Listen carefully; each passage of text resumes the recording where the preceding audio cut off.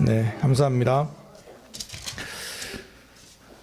예, 오늘 말씀은 누가 지었는지 알 수 없습니다. 기록되어 있지 않기 때문에 그렇습니다. 그런데 시작은 분명히 이렇게 시작합니다. 오라, 우리가 여호와께 노래하며 우리의 구원의 하나 반석을 향하여 즐거이 외치자. 오라고 말하고 있습니다. 이 오라는 것은 무엇입니까?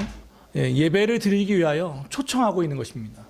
요즘은 그렇죠. 아파트 하나를 들어가려고 해도 이 번호를 눌러야 이제 들어가게 됐죠. 예전 벌써 10여 년 전 이야기이지만 예전에 우리 교회 광고에 보면 이제 저희 교회 신방이 이제 시작되거든요.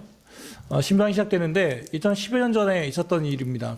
분당에 있는 한 교회에 저희 선배 목사님께서 부목으로 계셨는데 그 교회는 워낙에 개인적이니까 또 누가 또 집에 오는 걸 부담스러워하니까 신방을 받지 않는 거죠. 그러다가 어떻게 했냐면 그 집사님이 초대장을 만들어서 신방 이때 와주십시오. 신방은 아니고 정확히 말하면 초대를 이렇게 한 거예요. 그런데 거기에 자기가 싫어하는 부목사 이름을 뺐어요. 딱 이름을 뺐는데 거기 그 사람만 빼놓고 이렇게 초대를 해가지고 아주 좀 난감해했던 이야기를 제가 들은 적이 있습니다. 그러니까 여기서의 오라고 하는 것은 누구누구를 빼고 이 사람을 빼고가 아니라 모든 사람을 다 초대하는 것입니다. 예배는 누가 드릴 수 있습니까? 모든 사람이 드릴 수 있습니다. 보통 그런 얘기 하죠. 어떤 분은 이야기합니다. 예배 드리려고 했더니 내가 어제 과음을 해서 술 냄새가 나서 못 옵니다. 술을 마시고 오셔도 괜찮습니다. 노숙인들, 저도 한번 예배를 드려본 적이 있습니다. 저희 있던 교회에 노숙인 두 분이 오셔가지고 맨 뒤에 앉으셨어요. 근데 냄새가 너무 심해요. 정말. 근데 거기에서 예배를 드리고 이분들은 온 이유는 딴 게 아니에요. 점심을 먹기 위해서 오신 거죠. 그런데 그분들도 양심이 있기 때문에 밥만 먹으러 오면 안 되지. 그래도 예배는 드려야지 라고 해서 11시에 오신 거예요. 그러면 그분은 어떻게 합니까? 내보내야만 합니까? 냄새가 나서 다른 사람이 예배가 방해되니까 자리를 피해달라고 해야 합니까? 아닙니다. 그분들도 예배에 초청을 받습니다. 하나님은 지금 모든 이에게 말씀하고 있는 겁니다. 오라. 와서 뭐 하자는 겁니까? 오라. 우리가 여호와께 노래하자. 여기서 우리가는 말하면 공동체입니다. 교회가 뭐냐면 공동체예요. 공동체. 공동체라는 것은 공동 운명이라는 것입니다. 죽고 사는 것이 함께하는 것을 공동체라고 합니다. 가정 공동체이죠. 교회도 공동체입니다. 이곳으로 오라는 거예요. 와라. 예배 자리로 불러서 우리가 함께 예배를 드리자. 특별히 요즘은 인터넷으로 예배를 드리는 이들이 있죠. 그건 예배이기도 합니다. 그러나 본질은 예배가 아니에요. 함께 얼굴과 얼굴을 마주치고 눈과 눈을 마주치는 것을 예배라고 해요. 그게 커뮤니티예요. 하나님은 우리를 공동체로 부르셨어요. 이렇게 불러놓고서는 대상을 분명히 하고 있습니다. 우리 1절 한번 읽어볼까요? 자, 시작. 오라, 우리가 여호와께 노래하며 우리의 구원의 반석을 향하여 즐거이 부르자. 예배는요, 대상이 분명해요. 예배가 진짜 뭐냐? 모든 사람이 와서 공동체로 예배하는데 예배가 진짜 예배가 되려면 하나님께 초점이 맞춰져야만 예배예요. 찬양도 있고 감사도 있고 춤추고 소위 말하는 별쇼를 다 한다 할지라도 대상이 불분명하다면 그것은 예배가 아닙니다. 오직 하나님께만 초점이 드려지는 것. 우리가 그래서 오늘 예배를 드릴 때 우리 교회가 처음 부를 때 임재라는 찬양을 하죠. 거기에 후렴구에는 이것이죠. 이곳에 오셔서 오직 주님의 이름만이 이곳에 있습니다 라고 하는 것은 우리의 신앙의 고백이며 우리의 예배의 대상이 누구인지를 분명히 밝히는 것입니다. 사랑하는 여러분, 하나님의 역사이냐, 이거 우리가 보통 하나님의 뜻이라고 하잖아요. 그리고 하나님의 일을 많이 하죠. 그런데 이게 하나님의 역사냐 아니면 그 개인의 소위 말하는 목사님의 역사이냐를 보면 어떻게 기준을 삼으면 되냐면요, 간단합니다. 시간이 지나고 하나님의 이름이 계속해서 그 교회의 사역을 통해서 하나님이 높아지고 있다면 그것은 하나님의 역사가 맞아요. 그런데 하나님의 이름, 시간이 지날수록 하나님의 이름이 높아지는 게 아니라 그 교회 담임 목사의 이름이 계속해서 높아지고만 있다면 그것은 하나님의 역사인지 다시 한번 생각해 봐야 돼요. 우리의 일도 마찬가지예요. 우리의 일을 통해서 하나님의 이름이 계속해서 높아져 간다면 그것은 하나님의 일이 분명해요. 그래서 일이 진행되면 진행할수록 하나님 이름은 사라져가고 내 이름이 계속해서 올라간다면 그것은 하나님의 일인지 고민해 봐야 한다는 것입니다. 요즘 한국교회를 향한 따가운 시선들이 있죠. 이 기준을 맞춰보면 됩니다. 하나님의 이름이 올라가고 있는지 아니면 목회자들의 이름이 올라가고 있는지. 하나님을 따르면 물론 따라가는 우리들의 이름도 높아지기야 하겠지만 하나님의 이름보다 높아진다면 그것은 문제가 있는 것입니다.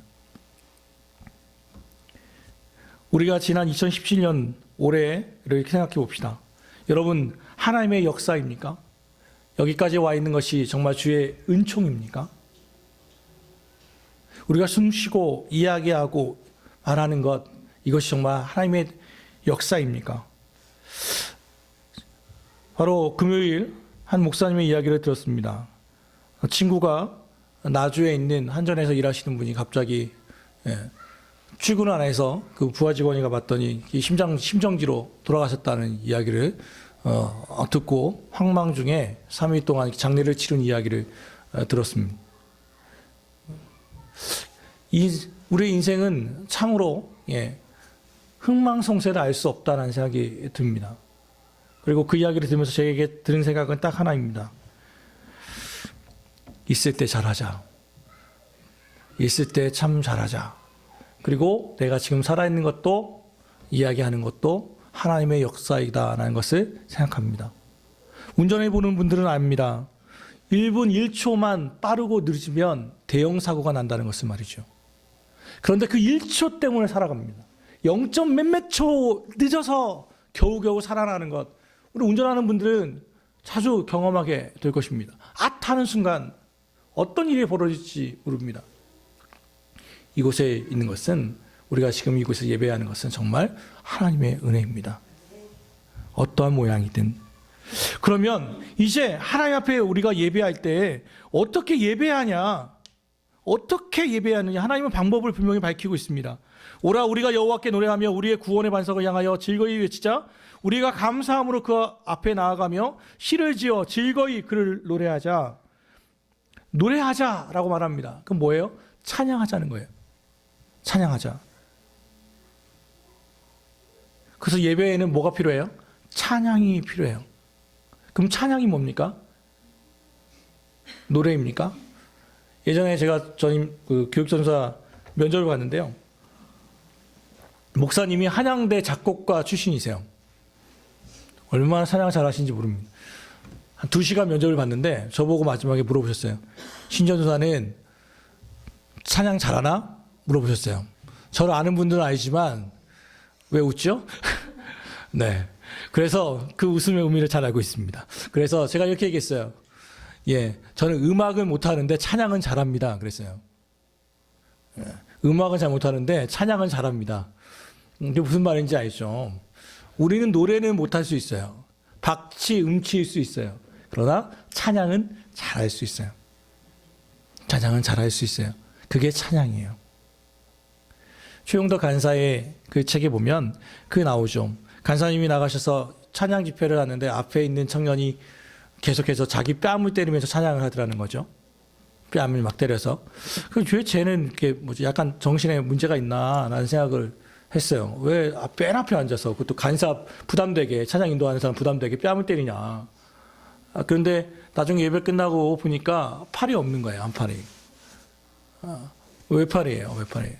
그래서 뺨을 때리면서 찬양했다고 하는 그게 해와 낮의 밤다 거기에 기록되어 있죠. 그 글을 보면서 이게 무엇이 찬양인가를 생각하게 되죠. 정말 무엇이 찬양인가? 하나님은 예배에 찬양하라고 말씀하고 있습니다. 하나님을 높이라고 말하고 있죠. 또한 예배가 되려고 하면 예배자의 자세가 필요한데 감사함으로 그 앞에 나가라고 말합니다. 그 감사함으로. 시편 104편 4절에 보면 감사함으로 그의 문에 들어가며 찬송함으로 그의 궁정에 들어가서 그에게 감사하며 그의 이름을 송축할지어다 라고 말하고 있습니다. 오늘 설교의 제목이 그래서 감사는 안식에 들어가는 열쇠입니다 라고 말합니다. 그렇게 정해놓았습니다. 하나님의 궁정에 들어가려면요, 예배자의 자세는요 딱 하나예요. 감사함으로 나가는 거예요. 감사함으로. 감사는 영어로 하면 thanks입니다. 그런데 재밌는 것은 thanks와 함께 어원이 같은 게 하나 있습니다. think예요. 생각하다예요. 생각하다 think와 감사하다 thanks는 라틴어의 어원이 같아요. 그것은 무슨 얘기냐면 감사하려면 생각해야 한다는 거예요. 감사가 저절로 되는 사람은 없어요. 우리는 죄인으로 태어나서 죄인의 길을 가고 있기 때문에 절대로 저절로 감사할 수 없어요. 어떤 일을 만나든, 기쁜 일을 만나도 슬픈 일을 만나도 감사가 나오지 않아요. 생각해야만 나와요. 생각해야만. 무엇을 생각합니까? 나를 지으시는 하나님을 생각해야 돼요. 그리고 이 일에 하나님은 나에게 실수가 없으시지라고 하는 믿음으로 생각해야 돼요. 그동안 나에게 함께 하셨던 과거의 하나님께의 역사들을 생각해야 돼요. 그래야 감사가 나와요. 저절로 감사가 나오지 않는다고요. 이게 예배자의 자세예요. 예배는 찬양이 있어야 하며 감사함으로 나갑니다. 그리고 시를 지어 즐거이 그를 노래하자라고 말합니다. 시, 영어 NIV는 뮤직 앤 송이라고 되어 있거든요. 그러니까 시에 가락을 붙이면 그게 노래가 돼요. 쉽게 말하면 아름답게 표현해 보자는 거예요. 예배는 그냥 들어도 예배예요. 근데 우리가 예배에 격식을 맞추는 이유가 뭡니까? 찬양 연습, 이 감사, 이거 2달 연습한 거예요, 이거. 아이들이 왜 이렇게 하는 겁니까? 예, 한번 마음만 진정으로 드리면 하나님께 감사합니까? 맞아요. 그것도 감사죠. 찬양이죠. 그러나 왜 우리가 연습을 합니까? 세련되게, 더 멋지게, 더 감동되게 드리기 위하여 연습하는 거예요. 그러니까 예배는 그래서 연습하는 거죠. 노래는 그래서 연습하는 거예요. 더 시르죠. 뮤직 앤 송. 세련되게 드리기 위하여, 멋지게 드리기 위하여 드리는 거예요. 그게 예배예요. 그래서 예배는 되도록이면 실수하지 않는 것이 좋은 거겠죠. 예배가 예배되기 위해서는 찬양이 있어야 하고 구원을 노래해야 하고 즐거움과 외침으로 감사함으로 드려져야만 합니다. 그게 감사절 예배입니다. 물론 주의해야 할 것도 있습니다. 통회함과 눈물 괜찮습니다. 앞서 말한 것처럼 내 삶에 정말 눈물밖에 없는데 뭐 감사할 게 있어서 라고 절망적인 마음이 있어도 그들도 이 자리에 올 수 있습니다. 그리고 주 앞에 쏟아놓으면 됩니다. 그러나 노래하지 않을 수 없는, 예배하지 않을 수 없는 그 감동과 감사로 드리는 예배, 그 예배를 하나님은 기뻐 여기십니다. 시인은 누구를 위해서 노래하고 있습니까? 여호와께 노래하고 있죠. 구원의 반석을 향하여 즐거이 외치자라고 말하고 있거든요. 여기에는요, 이스라엘의 아픈 기억이 하나 있어요. 우리 말씀 잠깐 볼까요? 8절 한번 읽어볼까요? 8절 시작. 너희는 무리바에서와 같이 또 광야의 마사에서 지냈던 날과 같이 너희 마음을, 예, 이게 출애굽기 17장에 있었던 사건인데 어떤 일이 벌어졌냐면 르비딤이라고 하는 평야를 지나갔어요. 르비딤이라고 하는 것은 평원이거든요. 이거 말뜻이 평원이에요. 그냥 그 길을 가고 있는데 백성들이 마실 물이 없었어요. 그러자 백성이 모세와 다투어 이르되 우리에게 물을 주어 마시게 하라. 모세가 그들에게 이르되 너희가 어찌하여 나와 다투느냐? 너희가 어찌하여 여호와를 시험하느냐라고 말하니까, 그러니까 마실 물이 없으니까 모세에게 가가지고 왜 우리 다 죽이려고 하냐? 목말라 죽겠다라고 막 얘기하거든요. 그랬더니 모세가 그들을 야단치고 하나님께 기도하죠. 이 백성을 어떻게 합니까? 그들이 조금 있으면 나에게 돌을 던져서 나를 죽이겠습니다. 하나님께서 모세에게 말합니다. 백성 앞을 지나서 요 나일강을 치던 그 지팡이를 들어라. 그리고 반석을 쳐라. 그러면 그 돌에서 물이 날 것이다. 라고 해서 실제로 했더니 반석에서 돌에서 물이 나요. 이거 우리는 안반수라고 하죠. 물이 확 하고 났어요. 그래서 백성들이 그 물을 마셨어요. 그런데 하나님께서 그 느비딤이라고 하는 평야라고 하는 이름을 바꿔버려요. 그것을 마사 또는 무리바라고 바꿨는데, 무리바는 다퉜다, 싸웠다는 것이고, 마사는 시험했다는 뜻입니다. 그러니까 그냥 평범한 평야였는데 하나님과 다퉜고 하나님을 시험했다. 그러니까 이걸 뭐라는 거예요? 기억하라는 거예요. 하나님을 원망하고 시험하지 마라. 감사함으로 받으라. 그러니까 오늘 이 찬양을 보면 앞에는 다 좋아요. 노래하자, 시를 부르자, 하나님께 감사하자라고 분위기가 7절까지는 너무 좋다가 8절 넘어가면, 야, 기억해라. 너희들 백성들은, 너희들의 조상들이 이것을 못해서 다 나의 안식에 들어오지 못했다. 9절, 그때에 너희 조상들이 내가 행한 일을 보고서도 나를 시험하고 조사하였도다. 내가 40년 동안 그 세대로 말미암아 근심하여 이르기를 그들은 마음이 미혹된 백성이라 내 길을 알지 못한다 하였도다. 그러므로 내가 노하여 맹세하기를 그들은 내 안식에 들어오지 못하리라 하였도다. 그리고 실제로 그때 원망했던 그 세대는 40년 동안 광야에만 있고 주님의 안식 가나안 땅에 들어가지 못했죠. 이 아픈 기억을 오늘 시편 기자는 다시 끄집어내고 있는 것입니다.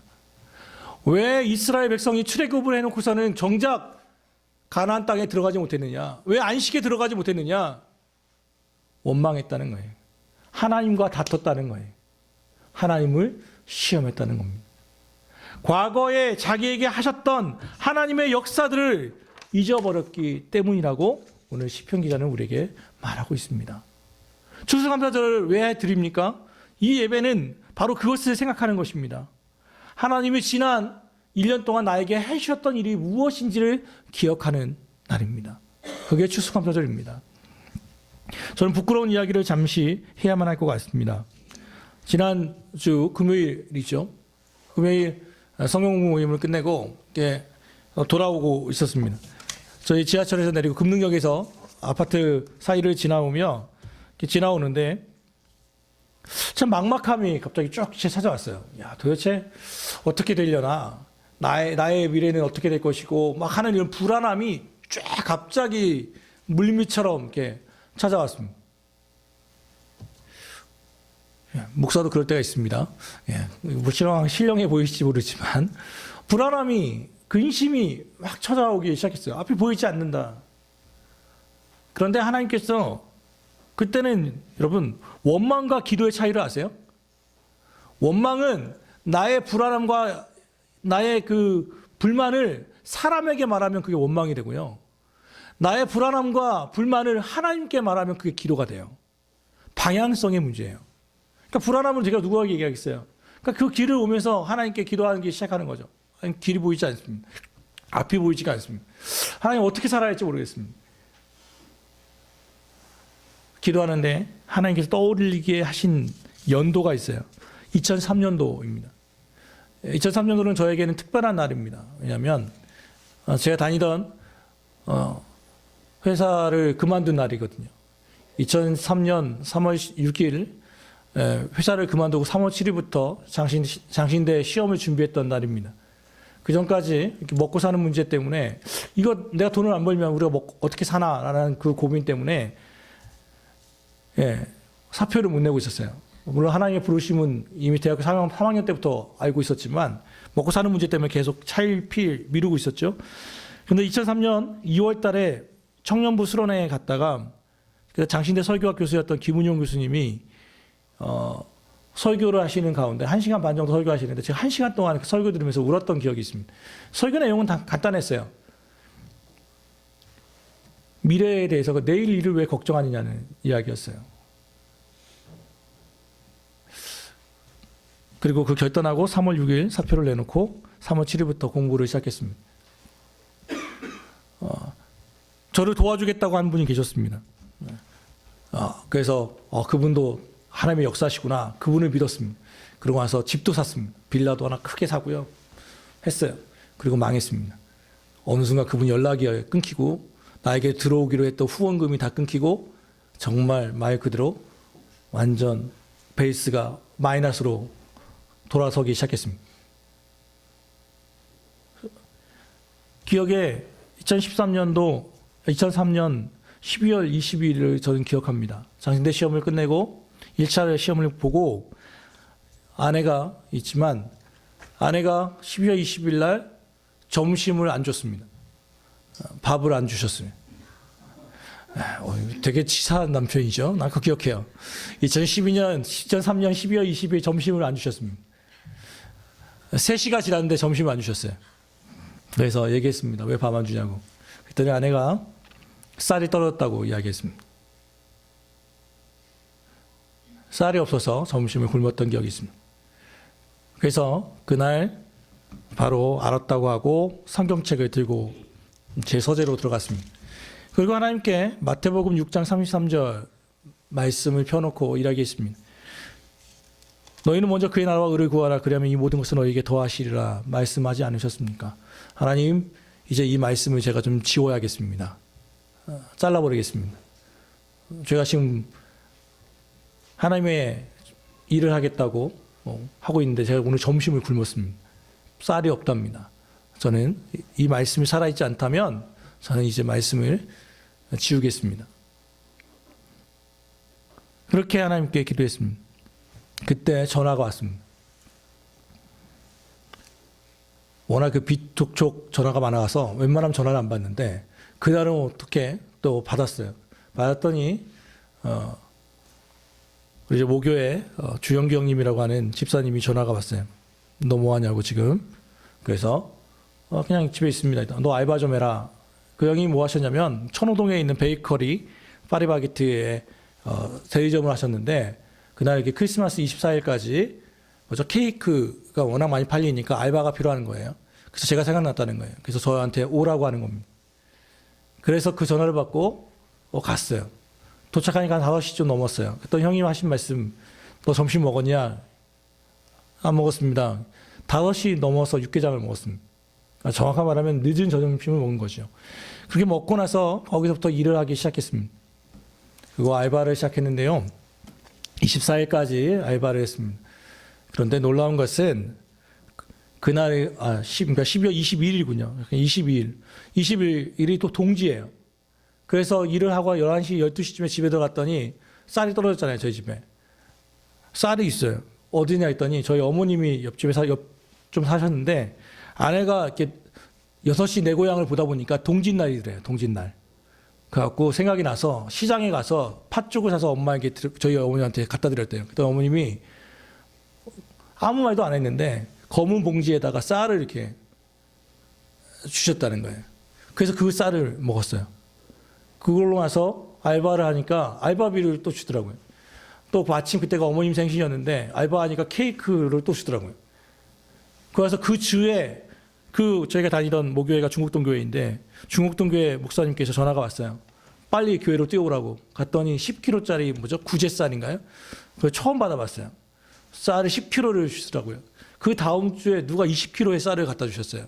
그 다음에 2주 후에 다시 또 20kg의 쌀이 왔어요. 50kg의 쌀이 갑자기 몰려왔어요. 하나님이 나하고 지금 쌀에 파묻혀 죽으라는 건지 밥 못 먹었다 했더니 쌀을 막 부어주셨던 기억이 있어요. 그리고 가장 고민이었던 그 사람 믿고 샀던 그 빌라가 안 나가기 때문에 이자가 워낙 많이 나가니까 계속 힘들었던 거거든요. 그날 바로 임자가 나타나서 빌라를 제가 말고 팔았어요. 그때 정말 잊었던 사실이에요. 이게 무슨 좋은 기억이라고 제가 그걸 기억하고 있겠어요. 다 잊고 있었어요. 그런데 금요일 하나님 앞에 막막함을 위하고 기도하고 있는데 2003년도가 생각이 나는 거예요. 가장 찬란했고 하나님 앞에 드려졌고 가장 절망스러웠고 낭망스러웠던 그 시간이 떠오르게 되더라고요. 그래서 오면서 울었어요. 하나님께 죄송해서 울었어요. 그때보다 좀 난데 그래도 하나님, 내가 왜 하나님을 원망하고 있습니까? 내가 왜 불안해하고 있습니까? 내가 왜 근심하고 있습니까? 내가 왜 2003년도를 잊어버렸을까요? 하나님 앞에 회개의 기도를 하며 왔습니다. 오늘 시편 95편은 바로 그와 같은 것입니다. 저만의 개인적인 이야기가 아니라 바로 여러분, 과거에 하나님이 여러분과 함께 하셨던 그 기억, 지금보다 더 어렵고 힘들었을 때, 절망스러웠을 때도 함께 하셨던 그 하나님, 그 구원의 그 경험, 그거 잊지 말라고. 그걸 감사함으로 받으라고. 그게 바로 안식으로 들어가는 마스터키라고 오늘 성경은 우리에게 말하고 있는 것입니다. 사랑하는 여러분, 어려운 기억들은 잊으십시오. 그러나 함께 하셨던 하나님은 기억하십시오. 그 하나님은 과거에도 여러분과 함께 하셨고 지금도 함께 계시며 앞으로의 나에도 함께 하실 것입니다. 그 하나님의 손을 붙잡고 나머지 2017년도 날과 또 앞으로의 2018년까지도 같이 주님과 동행하시기를 주 예수 그리스도의 이름으로 축원합니다. 기도합시다.